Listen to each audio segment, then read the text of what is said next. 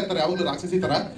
ಚಿತ್ರದ ನಿರ್ದೇಶಕರಾದ ದಿಲೀಪ್ ಕುಮಾರ್ ಜಿ ಅವರನ್ನ ಕೈಕೊಳ್ತೀನಿ, ವೇದಿಕೆ ಮೇಲೆ ಬರಬೇಕು.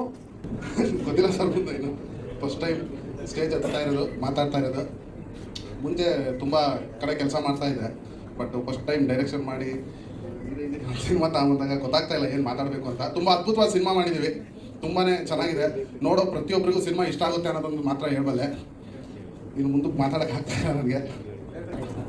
ಸರ್, ಇದು ಒಂದು ಸಿನಿಮಾ ಮಾಡಬೇಕು ಅಂತ ಮಾಡಿದಲ್ಲ, ಸಿನಿಮಾ ಗೆಲ್ಲೇಬೇಕು ಅಂತ ಹೇಳ್ಬಿಟ್ಟು ಕುತ್ಕೊಂಡು ಸುಮಾರು ಒಂದು 6-7 ತಿಂಗಳು ಬರೀ ಸ್ಟೋರಿಗೆ ತಲೆ ಕೆಡಿಸ್ಕೊಂಡು ಸ್ಟೋರಿ ಮಾಡಿ, ನಾನು ನಮ್ಮ ಪ್ರೊಡ್ಯೂಸರ್ ದಿನ ಹೇಳೋರು ಈ ಥರ ಮಾಡು ಈ ಥರ ಮಾಡಿ ಈ ಥರ ಮಾಡು ಅಂತ.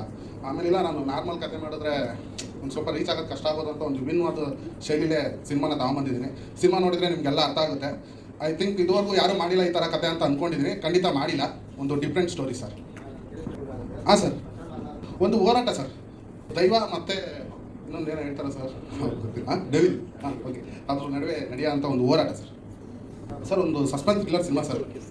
ಆರ್ ಇಲ್ಲ ಸರ್, ಅದು ರೀಸನ್ ಇಲ್ಲ ಸರ್. ಅವ್ರು ಆಗ್ತಿರಿ ನಡ್ಕೋತಾ ಇರ್ತಾರೆ ಯಾವಾಗಲೂ ರಾಕ್ಷಸಿ ಥರ. ಸಿನಿಮಾದಲ್ಲೇ ಅಲ್ಲ, ಎದುರುಗಡೆನೂ ಅದೇ ಥರ ನಡ್ಕೋತಾ ಇರ್ತಾರೆ. ಅದಕ್ಕೋಸ್ಕರ ನಮ್ಮ ಗೆಳೆಯಂದ್ರು ಬರ್ತಿದ್ದಾರೆ. ಬಟ್ ಸೂಪರ್, ತುಂಬ ಚೆನ್ನಾಗಿ ಮಾಡ್ತಾ ಇದ್ರು.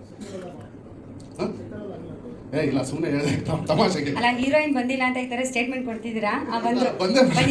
ಹಂಗೆ ಹೀರೋಯಿನ್ ಬಂದಿಲ್ಲ ಅಂತ ಈ ತರ ಸ್ಟೇಟ್ಮೆಂಟ್ ಕೊಡ್ತಿದ್ದೀರಾ? ಬನ್ನಿ ಹಂಗೆ ಬನ್ನಿ.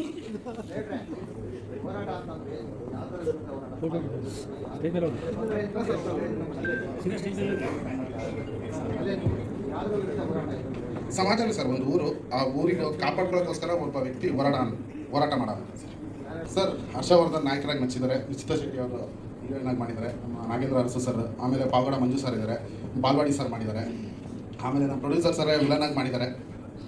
ಇನ್ನೂ ತುಂಬ ಕಲಾವಿದರು ಮಾಡಿದ್ದಾರೆ ಸರ್. ಹೌದು ಸರ್, ಅಲ್ಲಿ ನಮ್ಮ ಗುರುಗಳಿದ್ದಾರೆ.